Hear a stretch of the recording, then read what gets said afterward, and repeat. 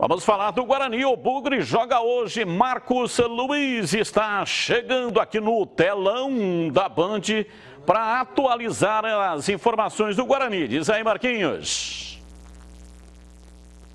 Legal, Batista. Mais uma vez, boa tarde, né? Para mim que acompanha aqui a tela da Band. Guarani está na Ilha da Magia. Está em Santa Catarina. Chegou ontem, depois do treinamento que foi realizado em Campinas, o trabalho apronto do técnico Daniel Paulista para a partida de logo mais à noite, que terá a transmissão da Rádio Bandeirantes na Ressacada. Até a gente abordava há pouco na Rádio Bandeirantes a questão da logística, viu, Batista? Porque para chegar na Ressacada, você conhece bem, se o ônibus do Guarani não sair cedo da concentração, vai se complicar, porque ali é o caminho que vai para o aeroporto, tem, é claro, a vizinhança, então o fluxo é muito grande. Então tem que sair cedo. O Guarani, que está ali próximo ao centro da cidade de Florianópolis, ali naquela feirinha perto da rodoviária, é a concentração do Guarani para a partida de hoje. Daniel Paulista acabou realizando o último trabalho antes do embarque, teoricamente o mesmo time que venceu a equipe do Brasil. Ainda sem poder contar com o Regis, machucado, né, uma contusão muscular. Andrigo também da mesma forma. Júlio César está em transição e acabou ganhando um desfalque de última hora. Isto porque o Eduardo Persson, que entrou na última partida em lugar do Andrigo e entrou bem, acabou sentindo um desgaste muscular, não viajou com a delegação. Era uma opção interessante para o banco de reservas. Guarani que vem de vitória, mas ainda não está no G4, dependendo de algumas combinações. E a vitória de hoje volta a figurar entre os 4 melhores da competição. Estou aproveitando aqui, Batista, o provável Guarani para a partida de hoje, lá na Ressacada, que você conhece muito bem. Gabriel Mesquita no gol, Diogo Matheus na lateral direita, a zaga, embora o Carlão esteja com o grupo, mas acho que ele vai com o Ronaldo Alves, então a zaga com o Thales e o Ronaldo Alves, o Bidu na lateral esquerda. Meio campo com o capitão Bruno Silva, Índio mantido na equipe mais o Andrigo, o Tony é a opção no banco de reservas, na frente Bruno Sábio, Lucão do Break e Alan Victor. Deve ser este o Guarani. Partida de hoje, 7 da noite, na Ressacada, a Ilha da Magia, hein, Batista? É, isso aí, a Ilha da Magia. Fiquei chateado aí, né, com essa história do Persson. Gostei demais do reaparecimento dele, entrou muito bem. É difícil, é duro, né, quando o atleta não pode praticar aquilo que ele mais gosta, aquilo que ele lutou a vida inteira por causa de uma contusão, né? Estava comemorando, né, Gleger, ontem, poxa, o Guarani perde 2 jogadores importantes, mas está recebendo o Persson, né? Perdeu o Andrade, perdeu o Regis, mas o menino Persson está de volta e jogou muito bem na última partida. Aliás, quando ele entrou, o time começou a colocar a bola no chão, né, tocar, como era o time dos tempos e da avó. Mas aí ele está com um probleminha de dores musculares, não é nada mais sério, mas vai fazer falta no jogo de hoje. E faz sentido, né, Batista? Faz sentido ele sentir essas dores, até porque ficou muito tempo parado, isso é absolutamente normal. Pode ser até que seja uma precaução também do pessoal da fisiologia para prevenir o jogador, pô. Ficou 8 meses parado, voltou, intensidade alta, tem o aspecto emocional também, né? Você imagina pro cara, não, CH, machucou 8 meses, volta, tem aquele aspecto emocional. Então, uma precaução que eu acho que acerta a fisiologia do Guarani. Vamos analisar esse time aí que foi colocado aqui pelo Marquinhos, que enfrenta o Avaí lá na Ressacada. Começo com você, Júlio Nascimento, e também informações do adversário de hoje à noite. Pois é, Batistão, o Guarani tem pela frente um tabu a ser quebrado, né, de 37 anos sem vencer o Avaí em Santa Catarina. O tabu serve para isso, né, para ser quebrado, mas mostra também que dentro de casa o Avaí sempre foi, historicamente, um time muito difícil, e a forma de jogar desse time do Avaí é uma forma muito consistente, né? Um time que aposta muito na versatilidade dos seus 3 jogadores de meio campo. São 3 volantes com características próximas. Hoje não tem o Bruno Silva, né, que é o principal desfalque. O Bruno Silva passou recentemente pela Ponte, jogador de Vasco, Botafogo, Internacional, Grêmio.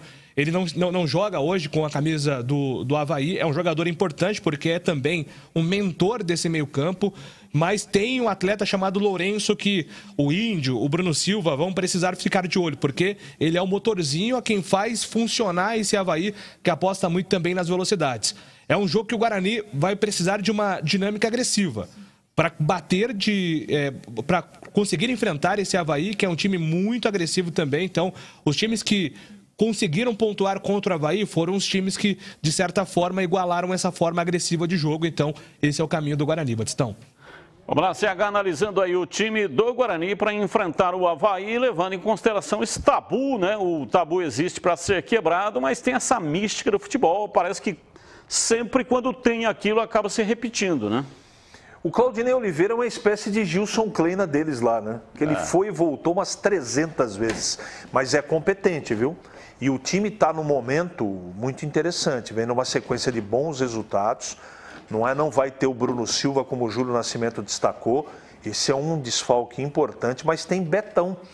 Lembra de Betão, ex-Corinthians? Está lá há 5 anos no Avaí e comanda o sistema defensivo.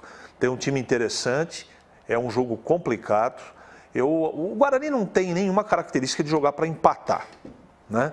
O DNA desse time do Daniel Paulista é jogar para frente, não tem como, mesmo com o Índio que vai ser o substituto do Andrade no meio campo. Mas não dá para desprezar, diante do cenário de equilíbrio do campeonato, um empate fora de casa, não.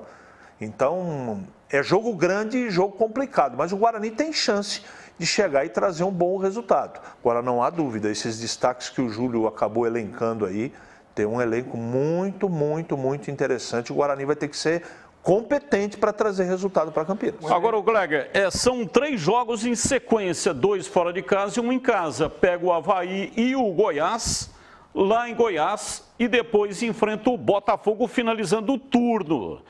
Se o Guarani quiser subir, tem que fazer pelo menos 32 pontos na virada do turno, isso tomando por base um número mágico que é de 64, seria metade justamente na virada do turno.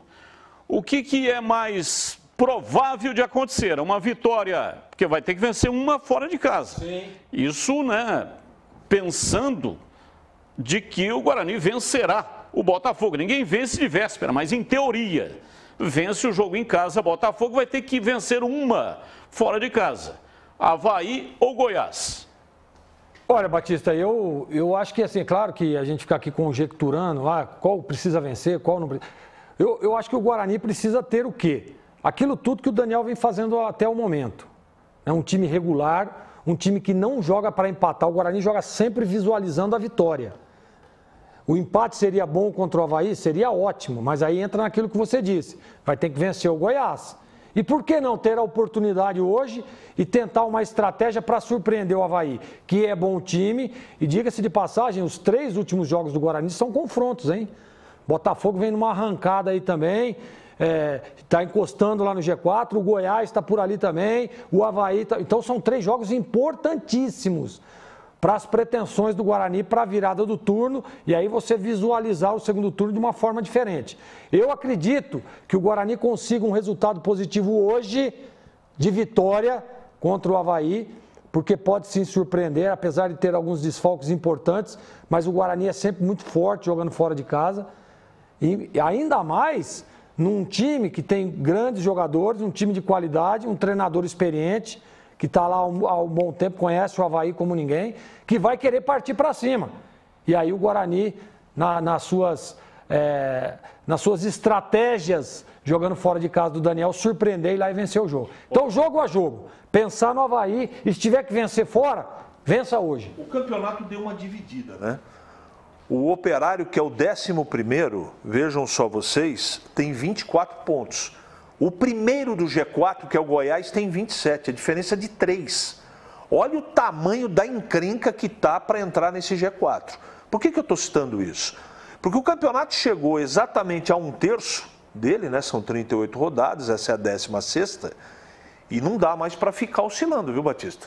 Se quiser participar do baile final, vai ter que ter regularidade. E o que significa isso? Para chegar nessa pontuação do Batistão aí, ele está certo, tem que fazer 32. Dos 3 jogos tem que ganhar 2. Então hoje é uma grande oportunidade. Agora, os 3, para mim, os 3 jogos contra Avaí, Goiás e Botafogo, os 3 são complicados, mas o Guarani, se quiser participar do baile, tem que ganhar 2 em 3. O Marquinhos falou esse negócio lá, difícil para chegar lá na ressacada, né? Teve um jogo, o jogo final da Ponte contra o Avaí. Sim. Aquele jogo lá do Vitor Rangel, lá, a bola de 50 milhões de reais. Vitinho. O Vitinho. Aquele jogo do choque. O repórter foi na frente. É o jogo do choque, exatamente. O jogo do choque na bancada. Choque na cabine. Ô, Giba! Coice de burro. Coice de burro. Um choque que parecia um coice de burro. O repórter foi na frente porque ele tem que chegar mais cedo lá e tal, né, para participar do programa. E eu, como narrador, fui mais tarde. Meu Deus, foi uma loucura. A coisa não andava, só tem um caminho para chegar. E aí chegou num determinado momento, falei pro rapaz lá que estava me levando, falei, ó, fala o seguinte, eu vou a pé. Foi caminhando, cheguei mais rápido caminhando do que no carro. Foi pior do que o jogo em Santo André, que você chegou com 1 minuto de jogo do primeiro tempo? Não, aquele foi terrível. Aquele realmente foi um jogo do Guarani. Jogo do Guarani. Um jogo do Guarani não foi em Santo André, foi em São Bernardo. Foi em São Bernardo. Estádio 1º de Maio em São Bernardo. E aí uma chuva imensa, a coisa não andava, uma confusão impressionante. Aí saltei do carro, fui correndo, sentei na cabine. Quando sentei na cabine, o Zé Arnaldo, que estava fazendo o plantão aqui, segurando a barra, né? O jogo estava com 1 minuto de bola rolando. Aí você apita o árbitro. E o fôlego? Eu tava no estúdio com o Zé. E o fôlego? São histórias do mundo aí das transmissões. Ô, Marquinhos, tem que te liberar, hein? Ele tem, ó, nesse horário aqui é o horário para alimentar a sucuri, não é isso, Marquinhos? Quero ver o cardápio. É verdade, Batista. Ó, já dei uma olhada aqui, meio atrasado, né, o horário da sucuri. E para quem, na verdade, vai para Florianópolis, você que já foi muitas vezes, CH e Gleger também, tem que saborear esse prato, Batista, que é sensacional. Marreco com repolho roxo, Batista. Marreco com repolho roxo. Esse repolho dá uma combustão, hein? Desde que seja bem feito, o Marquinhos está caprichando, hein? Tá bem bacana. É bom mesmo. Isso aí, não Marreco é bom mesmo. Aí mofas com a pomba na balaia. Valeu, Marquinhos, um abraço, muito obrigado, hein? Aliás, um abraço a todos os radialistas esportivos, uma grandiosa quantidade de radialistas aqui nessa região. Pessoal que faz um trabalho importantíssimo, rádio local é o que garante a visibilidade, a informação do time. Parabéns a todos os radialistas esportivos que estão nos assistindo.